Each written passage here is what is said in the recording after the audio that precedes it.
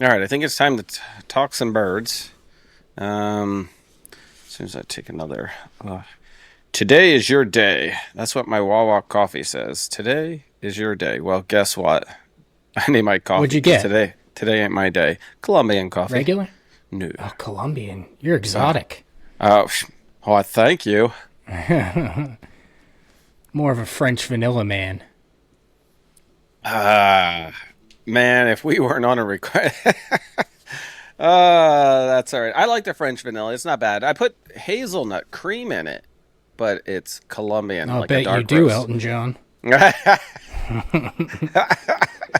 Well, everybody, welcome to the Philly Fan Radio, and I love kicking it off when we're mid-conversation because you never know what's going to come out, but we have to trim some other stuff because I'm not sure we should put that out.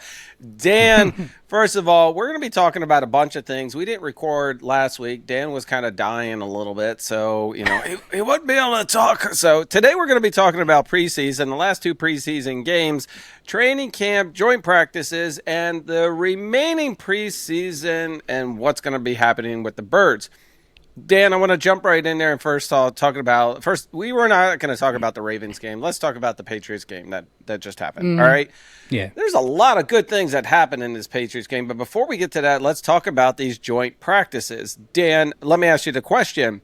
How much stock do you take in these joint practices? Or is there anything that you're looking for specifically besides the competitiveness, knowing that Brown's on the other side? It's I don't put much stock into it, honestly, because it's in a controlled environment. You can't sack the quarterback. I understand you're going against the other team and you're in these situational things, which is good because you're not playing your own defense. But at the same time, these stats keepers who are saying how many receptions or how many completions you have, it's just ridiculous because you're in a controlled setting. A lot of those throws that they're counting are like one-on-ones, just receiver versus cornerback. So, I mean, I don't put much stock into it that way. The main thing is, same thing with preseason. I just want to see improvement. The things that they're getting wrong, I want to see them make right. And because it's a new offense, I want to see how they gel together and see how it turns out. Unfortunately, the Eagles are like giving you nothing in the preseason, which I don't like, but that's the I way they're don't like operating. because of the new OC, right? That's Right. what we want to see. We want to see some things, but it's a double-edged sword. Yeah, I understand there's a competitive advantage, but they're taking it a little far. I mean, you got an offense that you've never run before, and you don't have to show the entire playbook, but at least show somewhat of what you're going to do. And, we'll go into it, but in terms of joint practices, I don't put much in it because it's such a controlled environment. What I want to see is fundamentals and them not get destroyed, I guess. It's a controlled environment, meaning that there's no sacks, right? And if, let's just say they were going after the ball, the receiver is there, they're going to swat it from their hands, but if he gets it, they're not sacking him. Right. It feels like it's slowed down to, I would say, 75% of the pace, and Right. with the reduction of actually being physical. I mean, I understand the blocking up front, the pushing. I don't think they're giving 100% on a joint practice like they were doing in regular season practice. Right, exactly. Unless you're going for a spot, at that point you're probably giving 100%, and everybody else is like, absolutely. "Slow down, man." Yeah, absolutely. I mean, most of the guys are already cemented in their spots, so you're not going to see like them going hardcore. Yeah. But, there were some promising things. There were some troubling things, as you are with any team, really. But I'm just disappointed in the fact that we haven't seen really an evolution of the offense. And, I hope it's because of the fact that they don't want to divulge anything. But at the same time, I would like to see a little bit so that I don't go into the first game of the season saying, holy shit, what the hell are we going to see here? It's real. Oh, Yeah. so okay. And if we step back to day one and day two of the joint practices, if you listen to any of the analysts out there, by the way, Dan, I got to actually talk to you about that because listening to preseason analysts about how many turnovers, passes complete, sacks, I think it's all horseshit. I think it's all just some data to throw out. Yes, if certain people look good out there and they caught it, they threw it, that's great. Tell me Hurts looked good on his passing. Tell me he looked good in his middle, throwing up the middle. Tell me Saquon looks really fast with his jump cuts, whatever it is. An incomplete pass, they're working on timing. If timing is not there, this is the time to do it in practice. Exactly. You're going to take more risks in practice because you want to get the things right that you feel that you're not necessarily that good at. It's a time for refining. So if you're going to put a statistical measure on it and say Hurts threw 3 interceptions on day 1, like supposedly he did, then why? Why is it necessary? Plus, if you're going to keep that same energy, then put it for everybody. Because honestly, the only quarterback in the league that I saw as having his preseason statistics posted is Jalen Hurts. So I don't get it. But at the same time, plus you got to put it in context of who they're throwing to. Devontae Smith, gone. Makai Lemon, gone. So he had Wicks, but then his other receivers that he had in there, a bunch of times they had Covey in there because they're trying to work out things. So you got Covey as a primary receiver. You got Darius Cooper as a primary receiver. Hollywood Brown. Elijah Moore was looking pretty good. But those are guys that if you're going into a season and you're saying that they're our number 2 receiver or number 1 receiver, then you're going to have a shit season. They're just not they're not good enough. Yep. So curb things a little bit here, people. How about relax a little bit? And so the analyst said that the Patriots won day 1 and the Eagles won day 2. Dan, I am going to let you rant a little bit here about your feelings on how it played out with A.J. Brown. I put on the sheet that I needed to make my public message, my public service announcement to people, because on the radio and, just not fans, analysts, and on chat boards, everybody's like, AJ looks really good. Holy crap, the Eagles are going to regret getting rid of him. The Eagles are not better off without him. Everything, and these are Eagles fans saying that. So we need to step back, and I need to talk to you people and say, A.J. Brown was the one who forced this divorce, okay? The team was not the one who forced the divorce. A.J. Brown quit on you. He quit on the team. He quit on the city. So I don't understand why everybody is like holding this against the Eagles and saying, okay, well, they should have kept him or whatever. This relationship was not going to work out, okay? It was clear that A.J. Brown wanted out. It was the worst kept secret in the NFL for a season and a half, maybe. Rumors of he wanted to leave the team after a Super Bowl season at week 4, for Christ's sake. What are you not understanding here, people? He wanted out. He admitted that he leaked to the media certain things to try to motivate his team. Who the hell does that? I understand from a physical standpoint if AJ tries, okay, because we can all admit he didn't try shit last year. If he tries, then he is one of the best receivers in the league. But the simple fact is that he was not trying, okay? You cannot go through another season with him bitching, moaning, and complaining. The fact is that he quit on you, okay? There's nothing to defend there. He's done. He quit on you. Move on.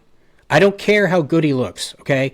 His impact, the way that he looks, should have no impact on the Eagles because the relationship was not going to work out. The Eagles did not do this voluntarily. They were painted into a corner and were pretty much forced to do it because it was either that or it was going to be a cancer situation, which kind of manifested itself last year. So everybody needs to stop this.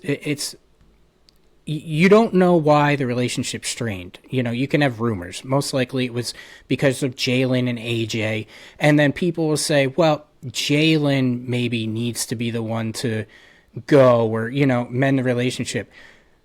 Be realistic, people. They're not going to get rid of the franchise quarterback who just won a Super Bowl MVP for a wide receiver who's a prima donna. Okay? Get over it. Because we're going to start calling A.J. Brown, I'm going to start referring to him as AJ Antonio Brown at this point. I'm done. I'm done. I need a drink. I hope, I'm done. as for his sake, it doesn't get that far and he's not running around the field with his shirt off and swinging it. First of all, Dan is absolutely right. The reason that the Eagles do not have A.J. Brown anymore is because of A.J. Brown. It's not that they got rid of him because of his playmaking ability. He gave up. He's still a playmaker. I'm not downplaying his ability to be on the field and make plays. What we're talking about is he was a cancer culture to the team. He was dragging the team down. The team could not focus because of his diva personality out there. So to clarify things, he's still going to be a good receiver as long as he gets thrown the ball. Else, he's going to be on the sideline reading a book. And what's even more comical is Drake May having his little press conference at the beginning of training camp saying, as long as we're winning, I can't see anybody having that type of personality to, be one-sided or whatever it was, basically saying that nobody's above the team, everybody's going to be about the team. Well, you wait, because if they win and they throw him the ball like only 2 times, you wait for that, because it's going to be a disaster. Because everybody thinks that Vrabel and AJ are this good relationship and everything, and they are, okay? But do we forget that AJ actually kind of forced his way out of Tennessee too? Who was the head coach? Who's the head coach?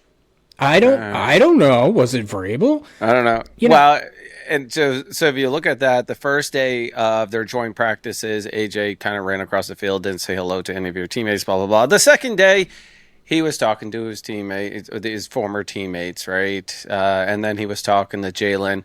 And analysts out there and media and press and all those people are like speculating the first day he just, basically snubbed them. The second day, there was Patriots players and him or whatever, somebody hanging out on the sideline and people were commenting, well, you don't hang with the enemy or something. Like, dude, you either want him to say something and be friendly or not. And it's all the media and press stuff.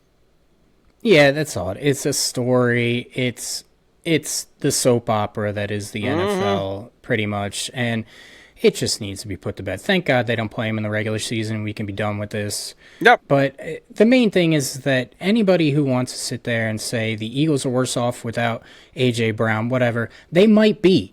But this situation was not one that was done voluntarily. This was forced upon them. What did you want them to do? There was nothing else to do at that point. All right, now that Dan had his public service announcement, we're going to move on. And a lot of this stuff is going to be all over the place because we didn't record last week. We want to talk about practices. We want to talk about training camp. Practice? Talking about practice? Practice? That's a little Allen Iverson for you. I know, that's why I stopped. And you know who that reminded me of? Playoffs. Trying to win a game here. Oh, some good stuff in nostalgia. Let's talk about it, Dan, and we're going to group some things together. First of all, I will let you know, and I want to jump around real quick. The player that did return to training camp and practice was Makai Lemon. He actually returned from his hamstring. Was it really classified as an injury or just a little bit of a tweaking or what? I think it was just a tweaking. Yeah, but he had it in their first training camp or mini camp. Then he got it. And that's troubling to have the same hamstring flare up twice. Did he give enough rest? I mean, you think in this day and age in the NFL, they would understand what it takes for a hamstring. And it's a lingering thing. I don't want to see him come out and after the second, go route, he tweaked something. I mean, we saw that with DeJean Jackson the year that he returned back to Philly in his dominance against the Redskins down in Washington, where he got the first bomb, and then you only saw him for the first 4 or 5 plays, and then he tweaked a hamstring. Yeah, I remember that. Yeah, you're absolutely right. It's a soft tissue injury. It's very difficult to gauge, and I'm sure they were playing it under an abundance of caution. I mean, Christ, it's practice. And it's preseason, but he is a rookie. He does need the reps, but at the same time, they're not going to force him to go out there. It's just the problem with me is that he missed a lot of time with the mini camp, and he had a significant amount of time to let that heal, and then it all of a sudden flared up again. So you just hope that there's not an underlying thing, but it is a strain, so it could be big deal. It could be they were just being extra cautious. So I'm inclined to think that it was just not a big deal, and we'll be able to see him because he is practicing. He is running with the ones. So, I think we have to curb our expectations with him this season a little bit because he is a rookie and because he's missed some time. But I think in the beginning you might not see the great impact, but as the season goes on, I think you're going to see him contribute more. I think, and I'll be okay with it, but I think if they held him back week 1 and week 2, I would be okay with it. But then he wouldn't have those reps and the timing wouldn't get down until at least, I'm going to say week 6. And that would be like kind of the problem. Yeah. And it might be that way as it is. His timing might not be down. He might not be running completely. I would be overly cautious for the simple fact is that you get him in there and you start pushing him on the first game, or he's going to start pushing himself. There's a possibility that this is a lingering issue all season long, and we only hear about it when the end of the season happens and we start placing blame. Yeah, agreed. I would probably keep him on a snap count for original, I don't know, maybe 40% of the snaps, maybe 50, whatever. I mean, they do have depth at the position, so it's not like they'll be going to the cupboard, bare, but, I would keep him on a snap count as well. Yeah, you never know. Covey will be in there. You know what? Go ahead and say it, that he's much better than you expected. He did get a touchdown in a preseason game, right? Well, no, I like him on the bubble screens. I like him on the wide receiver screens, but that brings into a question of, how many receivers are they going to actually carry on the team? And because he's going to take up a spot, I really hope they do keep him because I think by far he's our best punt returner. They're keeping him just for that. I hope they do. He'll be a punt returner, and then he will be I would say in a wildcat or a couple of the, just mesh routes. He's not going to be a 3 or 4 receiver, but he's just going to be one of those, I would say, gimmick ones. And they might throw to him. Or, hey, if they're dominating, he just might be in the rest of the game. If he comes into the game as a starter at wide receiver, then they either had an ambulance come on the field or they're really killing him. Had a couple of them because they got Darius Cooper, Hollywood Brown, Wicks, they got Smith, all that other stuff. Actually, speaking of that, have you heard much of Hollywood Brown? Is he out of the news? Surprising. Well, yeah, he's out of the news for good reasons. Yeah. He hasn't had any, bad things happen. That's good. Well, but he should be in for good things, right? I mean, he's been quiet. Yeah. I think Darius Cooper has taken over a lot of the stuff from that, and he's actually shown to be very promising. Yeah, I think Darius Cooper can be a contributor. He shows good hands. He's got okay speed, but I think he's really good being physical at the catch. So, I mean, we liked him last year, and he wasn't really given too much of an opportunity. I think he'll have more of an opportunity this year because of, not having A.J. Brown. So I think you're going to see a little bit more rotation in terms of wide receivers. But, I think he could be a solid, I would put him, if I was doing a depth chart today, I would probably put him as a 4 or 5. But I'm surprised with Hollywood Brown. Hollywood Brown is like, I guess they're just assuming he's going to make the team. He's already a shoo-in because we haven't seen him in the preseason. So I am a little surprised at that, at least. I would think you would put him in for a couple series as he, goes in there. But hey, whatever. Dan, you mentioned AJ again, and I just thought of this. All right, let's get the audience riled up a little bit. Did you see the block by Quinyon Mitchell? Well, it wasn't a block. He stripped out for AJ Brown. That's the first question. And the second, did you see day 2 where AJ caught it one-handed? Was it out or in? He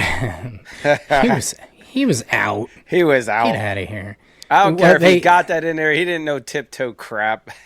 No. They zoomed in on it, and it was questionable whether or not his toe got down, but Get out of here. He's out. I don't care if he catches it in the middle of the field. He's still out of bounds. I don't care if he catches it. He dropped it this first pass in day one of the joint practices. Quinyon got in there, but he still dropped it. And I was like, good old AJ, backed up. Yeah, we're very familiar with that. Yeah. The whole, hey, listen, he's starting where he left off. Yeah. I mean, he looks fast. He's trying, but, whatever. Yep, exactly. One of the receivers, Johnny Wilson, was actually let go. And that's your buddy. I'm not... Listen, he's a really tall one. I liked him in last year's preseason and joint practices or practices that came off there. He looked really good. And then he gets injured the next preseason game. I mean, he's been injured both years, whatever it is. So it felt like it was injury prone, and they had to make room for it. Unfortunately, I would have loved to see him if he progressed, but he's in like day 2 or 3, and he. No, I agree. He showed potential. He was actually one of those tall guys that was catching with his hands a lot. So, yep. I mean, he had potential, but at the same time, I mean, that guy was, like you said, he was injured more than he played, and. Yep. Yeah, they're not going to take up a roster spot for that. I could see him. I don't know the eligibility guidelines, because I think there are certain guidelines to being on the practice squad. But I could see him going to the practice squad if he's eligible. Otherwise, I mean, he's got to get himself right. I don't know what the hell he's getting injured for so much for. No, he's just not taking care of him, taking too many chances. Not really sure, but it is what it is. I mean, if he lands on the practice squad, great for him. Dan, let's talk about defense. What is your overall feeling on defense of what you've seen so far? To be honest with you, I've been a little disappointed from what I've seen. Now, I'm going to go back to the joint practices a little bit in terms of, because that's the only time we saw the starters. Quinyon looked good. Okay, Quinyon typically always looks good. He was making plays. He's with the receiver. The most disappointing thing that I saw was actually Cooper DeJean. He was getting cooked a little bit by these inside receivers, specifically Romeo Doubs and Kayshon Boutte, who they just traded. But he was getting beat consistently, so I'm not really liking that. Woolen has been a little Jekyll and whatever. Jekyll and Hyde. Jekyll and Hyde. Yeah, Jekyll and Hyde. Sorry. In terms of day 1, he was really getting cooked, and then day 2, he looked good. So really don't know what to expect out of him. Anybody's an improvement over Dory Jackson, so curb your expectations there. Yep. But I'm a little disappointed in the secondary, to be honest with you. But the one thing that I do find promising is everybody's saying that J-Lex Hunt is like the next big thing in terms of could be a 10 to 15 sack guy. So really encouraged by that. So because they need that. I mean, Jonathan Greenard's been out. Nolan Smith I've never been a fan of. I hope he proves me wrong, but he just hasn't yet. So overall, the defense, I put him subpar, to be honest with you. But again, if there's anybody or any unit on this team that I trust, it's Vic Fangio. Good God. Vic Fangio and this defense. Well, in Nick we trust. No, that's in how we trust. I can't speak to that. That's all right. I saw the reports on J-Lex Hunt, and everything is coming out positive. Like, he is definitely standing out. There has been nothing that I could say against that. The other person that, did you see the media report with Vic Fangio on Ty Robinson? He's on life support. He's been on life support. Vic. First of all, Vic. You know what? Give me the honest assessment of a player. That's what I want from you. Listen, this guy has sucked for the past 2 years, but you know what? He's come around. He literally said he was on life support, and he has finally grown into his own. And just to hear that from Vic, and then they asked Ty what if he heard that, and he was laughing about being on life support, trying to make a little joke of it. But he's probably relieved. He's like, something clicked in him, and all of a sudden he has become one of Vic's favorites. Yeah, and I love that about Vic. And that was actually one of the reasons why Miami didn't like Vic, was because he was very blunt. He was very to the point. He didn't sugarcoat things. Yep. And there's certain professionals that just can't handle that. They can't handle straightforward criticism. You have to sugarcoat it. But I like that. I like the honesty. I don't want to be fed a line of bullshit like we normally are. I mean, we all know that he was playing like shit, but to hear the coach come out and say he's on life support, it was funny, but it's a perfect analogy. That's the way they should be going. That's the way you know what? And use it as motivation. Hell, that's exactly the way you got to do it. First of all, he's been on life support since he's gotten here. They gave him a lot of leeway to be on life support because you barely ever saw him come in or make any type of play. And for him to come around and say that's all, I would love that shit, man. I would be fired up. I'm like, man, this is the year. Yeah, be pissed off. Be pissed off about it and be like, I want to prove that motherfucker wrong. That's it. Yep. And you were talking about Cooper DeJean, and everybody saw, what was it, against Romeo Doubs, where he got lost. Yeah. He just cut the wrong way. And they made a huge deal of it. I don't know. This is why starters should play one preseason game or series. And I'm talking about like defense, offense, and there are some that do it, but I'm talking about your named ones. Should be in there starting so you can really get a feel for it and see how it's going. Yeah, and that is the thing. Play in the preseason because everybody always talks about the speed of the game, okay? You got to get adjusted to the speed of the game. You're not going to get adjusted to the speed of the game in joint practices, okay? Again, controlled environment. You're definitely not going to get adjusted to the speed of the game in training camp when you're just practicing against your own team. You need to go through those reps and at least go through and get the speed of the game down and see where you need to improve in a live game. Everybody puts so much stock. Nick loves these joint practices, and it's fine. But the fact is that it's 2 days and it was like a few hours a day. It's not enough to gauge really much of anything because you're in that time, you're not always running an 11-on-11 drill. You got the 7-on-7s, you got the one-on-ones with the wide receiver and cornerback. It's not always 11-on-11, so you need those reps in game unless you're going to come out. You run the risk, at least, of coming out cold against your first few opponents. That's why they always say it takes 4 weeks to get in the groove of things. Yep. Well, maybe if you played a little bit in preseason, you wouldn't need those full 4 weeks. Dan, you were talking about the 7-on-7, 11-on-11. The reports here, this is why, and I agree with you. How do you gauge anything on 7-on-7 or 11-on-11 in a practice or a joint practice on there? I'm not even sure how 7-on-7. Here is literally one of the reports. And when you mentioned 7-on-7, I had to pull it up. Jalen Hurts update. Hurts was up and down today. The good. QB1 found Dallas Goedert, Elijah Moore for a short to medium gains in 7-on-7. And again on 11-on-11. 7-on-7, like, okay, whatever. Pass over to the middle. Oh, sorry, ad popped up. Gotta read it. Anybody want a MacBook? Anyway, Hurts over the middle to Devontae when just past an outstretched arm as the defender yardage. Great. Connected with Darius Cooper.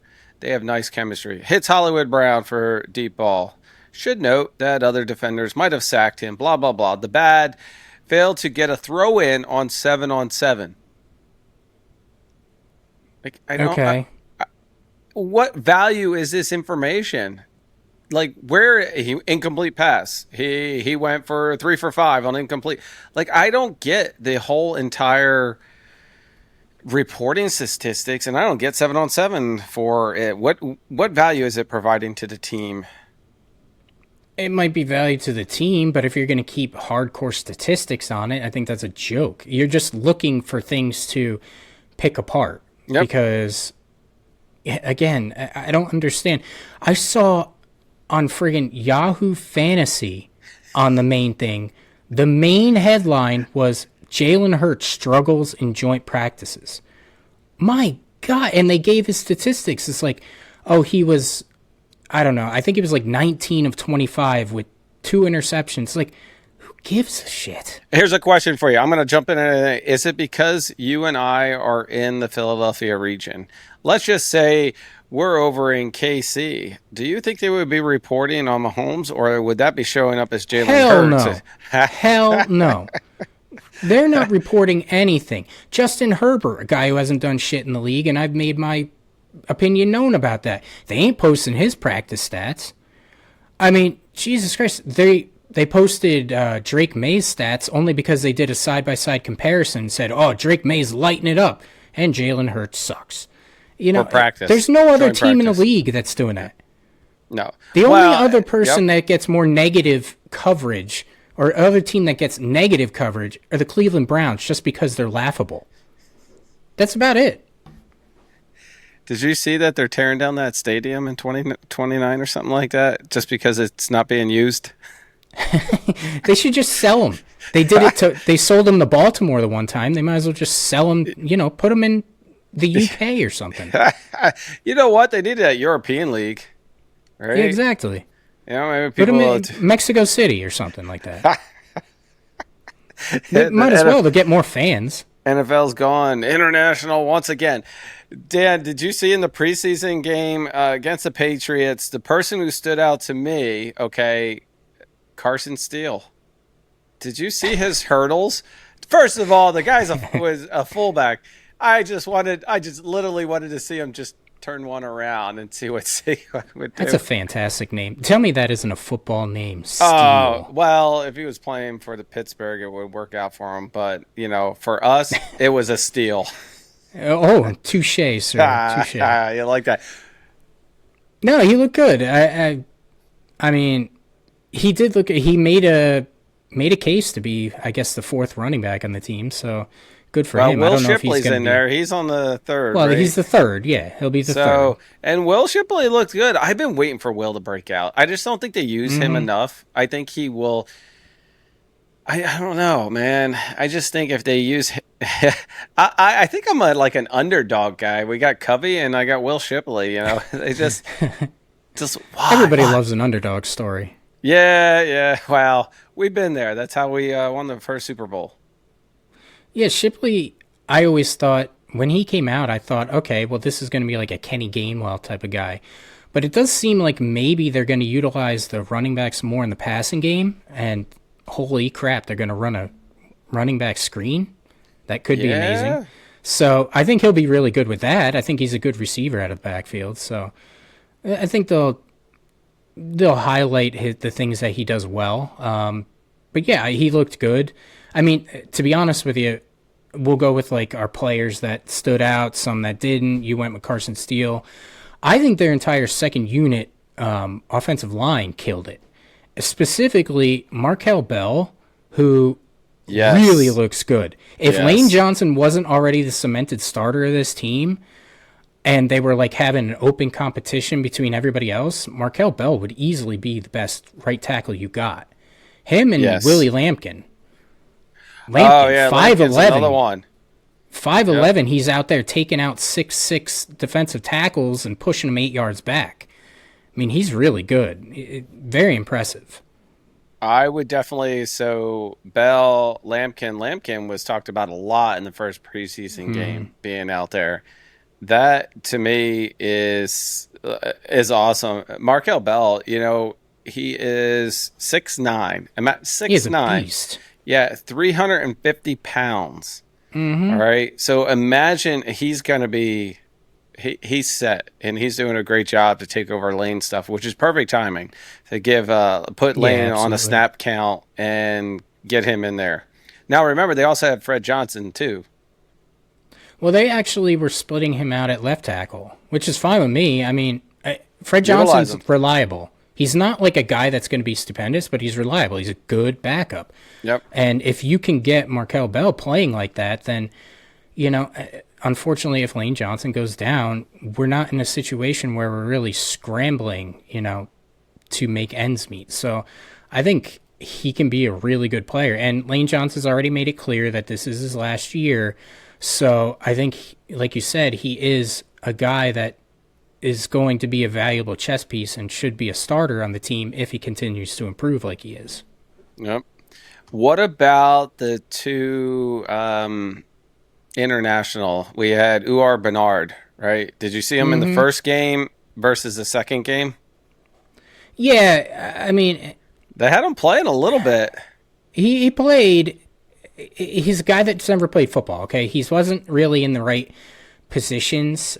He's a guy that's like a freak athlete, but at the same time, that's not good enough in the NFL because you got to know your like positions. You got to have counter moves and everything.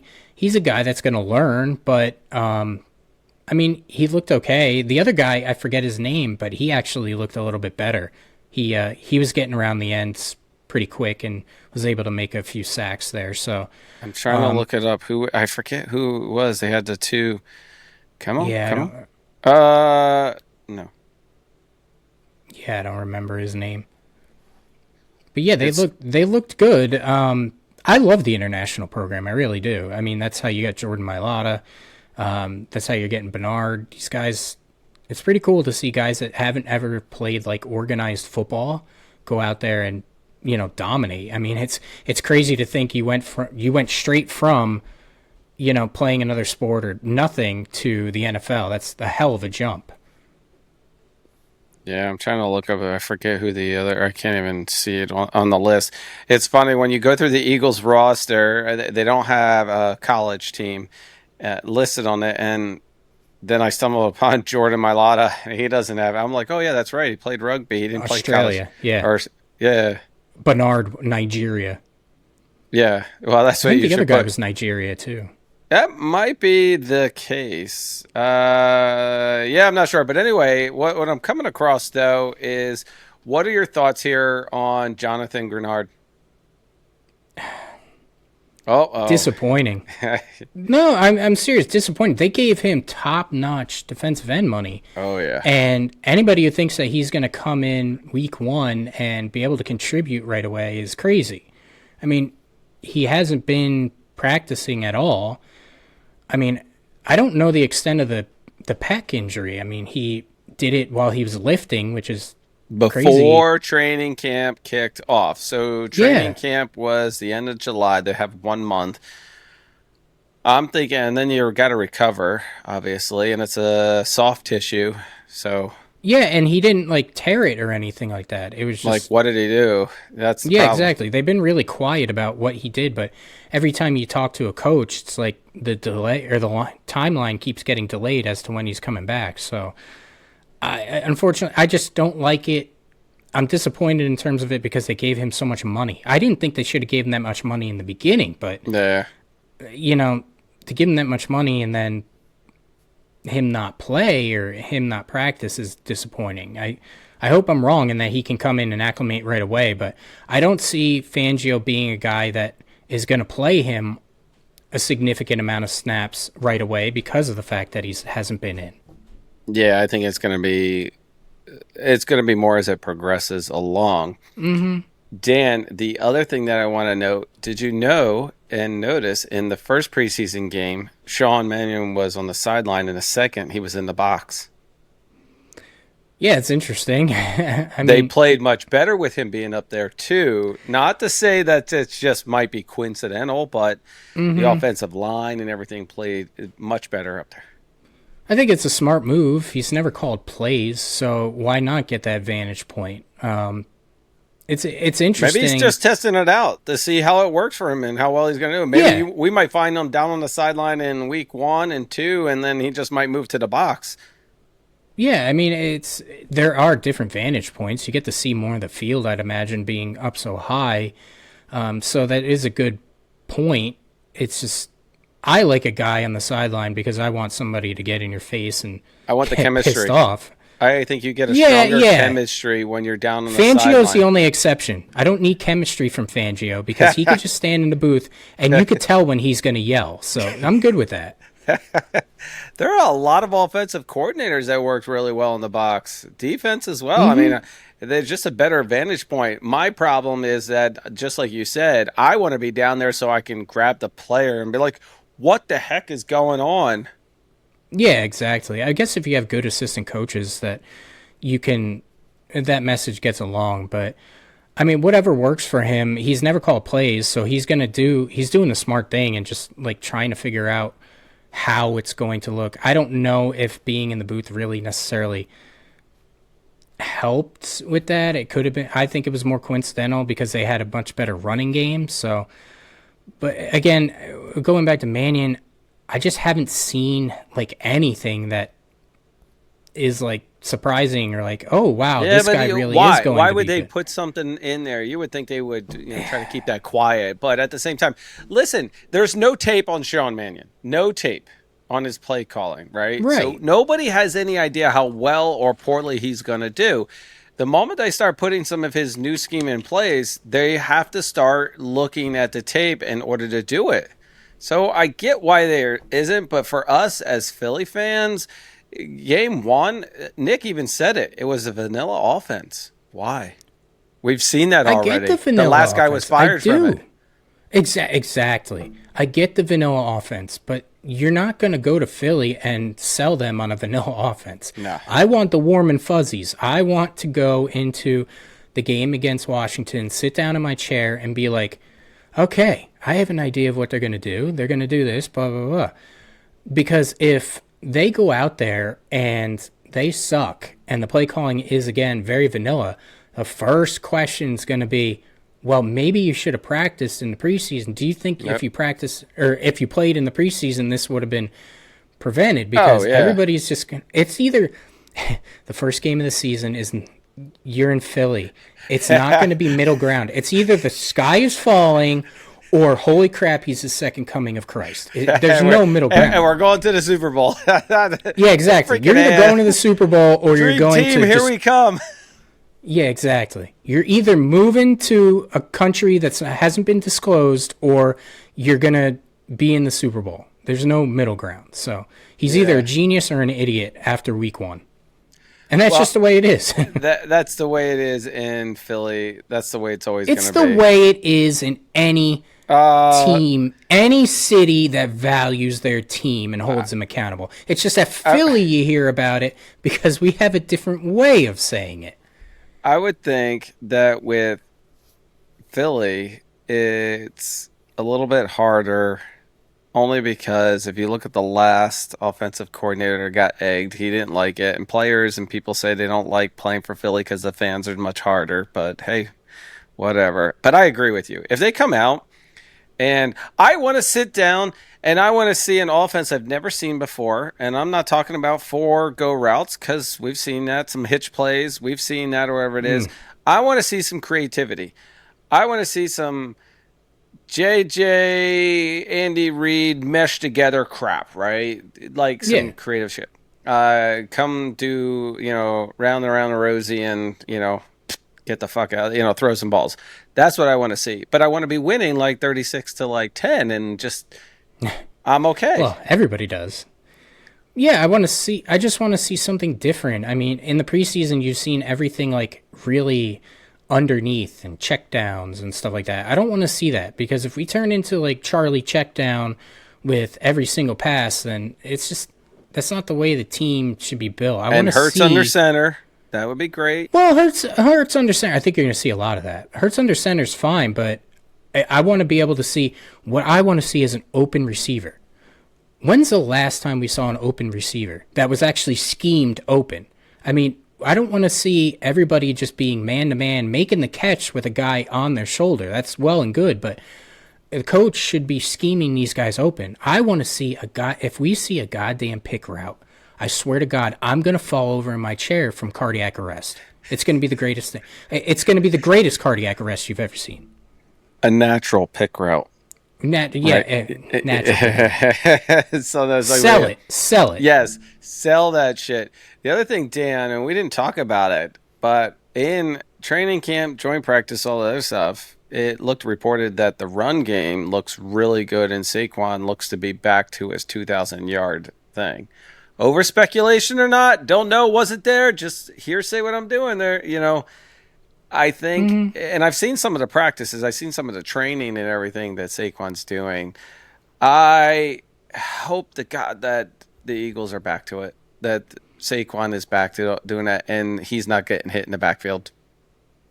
No, I agree with that. I think that running under center will make things a lot better for him because you got a better vision of the field. I feel like you got better vision of the field. It lets your blockers set up a little quicker. So I think I really do think they're going to have a better running game. The only thing that troubles me is that all these reports are saying, yeah, he's running the ball great, the line's blocking great, but on the other side, everybody does say that Landon Dickerson doesn't look the same from his all-pro season. I've seen a lot of negative reports saying that he looks average, and that's not, he was an all-pro. We want better out of him. I just hope that the injury that he has isn't still lingering, because if you remember in the offseason, he actually restructured his contract and took years off of the contract because, just because of health reasons. So I just hope this isn't something that is going to linger on for the rest of his career. I really do hope he gets back to form, because if he gets back to form, then we definitely have one of the best lines in the league. Did you see that? I think there was an injury to Cole Winooski. So the safety? Yeah. I got to look up that one. Sorry to change directions here, everybody. A little pop-up that came out. Huh? Is it an ACL thing we're going on now? No, hopefully not. Why? You know what? I'll look at that up in a second. Going back to Landon Dickerson. We all remember last year and him coming in. Well, preseason too, like in the training camp. I don't even know why he got surgery before, and they didn't identify this going into it. Whatever that was it is. the beer. That was when he brought beer. Yeah. I remember me telling you the whole story with him. Yeah, anyway, so that I'm not sure that whole day, but he should have recovered. Now he doesn't look like it. Listen, I like him and his TikToks and all that other stuff, but I think he should focus on his football and getting really better. I don't know. I haven't seen him. I haven't seen the reports on it. I'm just going off the word of you and what he played like last year. Yeah, I mean, I've just heard that he doesn't look all the way there. That's all. But maybe that's just another one of those analysis things, 7-on-7s and 3 punches, whatever it is. All right. Definitely. Let's see. Came out, blah, blah, blah, fumbles. Nope. Or was he? I'm trying to look to see. Something came up that maybe it was just junk. So while you're looking that up, let's shift a little. We talked about the guys that we like, and I wanted to get your opinion on, were there any guys that through the practices and the preseason have basically, we'll do the hots and knots or whatever the hell it is. We did the guys we like. Who do you think played their way off the team based on their performances?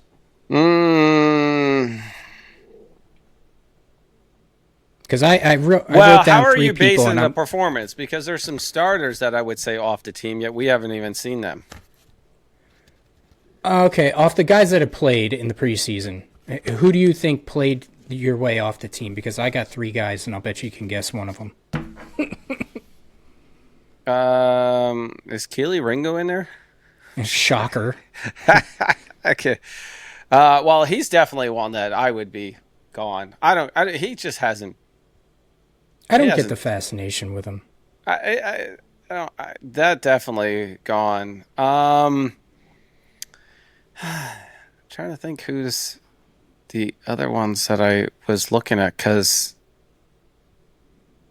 Well, I'll tell you mine. Quez Watkins, I think he needs to go. Quez who? Because I think he's horrible. Yeah, exactly. Okay. He's horrible. And I've been really disappointed with Andy Dalton. Extremely disappointed. He does not look accurate. He doesn't look right. Yeah. I think he's played his way off the second quarterback conversation, at least. I think he's the number 3. I don't even know why he's in a second thing. Tanner McKee is fine. I guess they just want a name in there at the second QB and somebody. I'm with you on Andy Dalton. In fact, I forgot he was on the team. Yeah, I just don't think his passes are on there. And Keely Ringo are the only 2 that I think those 2 are the only ones that I'd say gone. Like, I don't see them. I'd be happy if they dropped those roster spots for and filled it with somebody else. Tanner McKee, you've got it. No, I agree. I think Tanner McKee's been better. And Keely Ringo, they keep playing him with the second unit. I don't get it. He holds. He passes. There's nothing that I know. Everybody's going to point back to the interception that he got. Well, yippee-ki-yay, because the play before he had a pass interference. I mean, the guy just sucks. Jesus Christ. So let's go with your QB then, right? Typically they hold 3 QBs or whatever, and I think 2 dress, yeah. Yes, and 2 dress for it. I think personally, number 3 is Cole Payton over Andy Dalton. I think Payton actually looked pretty decent in game 1. I mean, come on. How much did you really want from him going into it? It was definitely one of those years. It's a rookie. Gives him a chance to throw the ball. Based on this year's performance, yes, Cole Payton should be your 3, but I'm telling you, he won't be the number 3. Andy Dalton will be your number 3 if he's not traded because of the fact that he has the experience. You really think they're going to move Dalton to a 3 spot and put McKee as a 2? I think they should. They should. Yeah, I think they should get rid of Keely Ringo, and somehow he's going to stay on the team. Yeah, I know. Don't put that evil on me, Ricky Bobby. Yeah, you know he's going to. There's no way. I know he is. First of all, he's probably got some kind of like blackmail in order to stay on the team because he ain't that good. He sucks, man. He makes Jalen Mills look like a hero. I can't stand it. Green Goblin, here we come. It's just he's so bad. Oh, I don't get it. You know. But yeah, those rosters. Those are the guys have that those I thought. 2. I know. I have Watkins, one more. I mean, Quez Watkins. Oh my God, he has been around on the team. Holy shit! How long has he been on the? Wait, hold on. This is his second go round. Yes, that's what I meant. Like he's been coming back around. Like he's like let's see, a bad. Well, the other guy that I thought was dreadful, and they're not going to bench him. He's going to take up a roster spot, but I think that if he wasn't drafted so high, he wouldn't warrant that spot. But Eli Stowers, tight end, he looks horrible. He looks slow as hell. Well, they have to, put in something for Goddard, and Calcaterra is getting up there too. So you're really going to have to do it. I don't think Stowers really put in a thing, but I haven't seen enough tape on him or in playing time to say see ya. But if you had to get rid of someone, good. Yeah, and they're not going to get rid of a second round pick. There's no way. Not at all. All right, let's see. Who are all? I'm just looking at some of the Eagles roster. There was another one that was. What that you thought was going to be dropped? Yeah. Just trying to look at some. Man, I don't even know half these people. That's the thing. Brandon George, Eric. Who? Brandon George, linebacker. Who? Yeah, I got it the second time. Well, okay, so we got Exumana, Eric, Easy. I'm just call him Easy E. Okay. Sure. I can't even. Oh my God, half these people. Is your next one going to be like Vinny Bag of Donuts? Sign me up. Double glazed. All right, Dan, before I wrap this up, let's get over to talking about our schedules. Okay, so what the hell's today? The 25th, right? So today is open practice at the link for everybody. It starts at 6 o'clock. So you can go down and you can watch, the Eagles at practice. Wednesday, final training camp practice at 3 p.m. starts. Final. So tomorrow is final. That's it. No more else. Thursday the 27th, walkthrough, closed access. Basically, nobody's going to see it because they do have a home game on Friday the 28th at the link against the Bengals at 8 p.m. It's going to be an awesome home game. You're not going to see a single starter. Yeah, I know. Sucks. Why not only have 2 preseason games? Because then the second preseason game would be like no starters. I don't get any of that. Would you play the starters at all in this final game, I would. Dan? I'd play them for a series or two. But they haven't yet. You asked my opinion. My opinion is I play them. Yes. Now, if you ask me, what are the Eagles going to do? There's no way in hell those players. You'll be lucky if those players put on a jersey at all. They're going to wear hoodies and stuff. There's no way in hell that a starter's going to see the field. Actually, the weather's supposed to be nice. They might be wearing hoodies, earpieces, joking on the sideline, having a good time, and getting paid for a preseason game they ain't playing.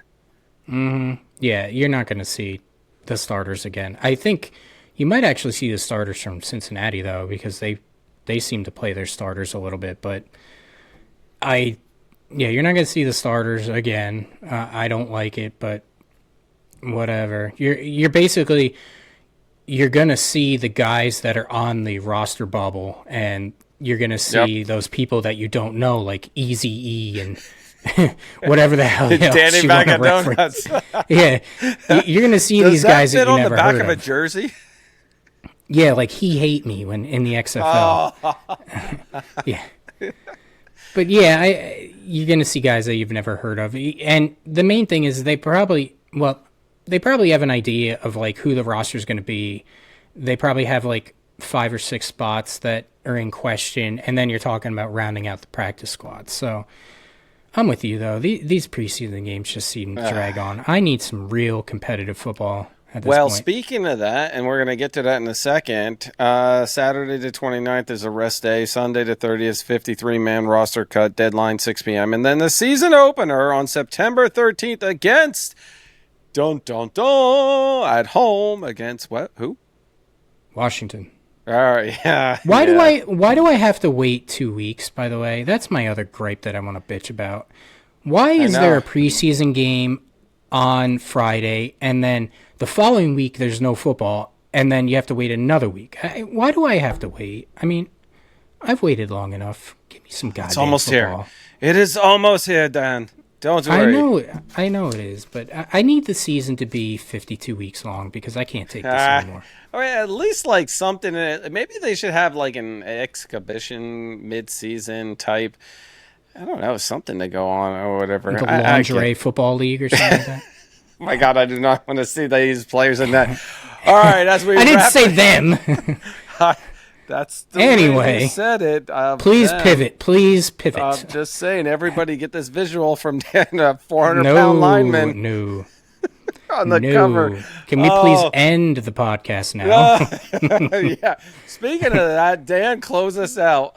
Didn't I just close it out? You closed us out with a horrible image. Pick something else. Yeah, football's finally going to be back. Everybody, let's gear up, get ready. Everybody show out.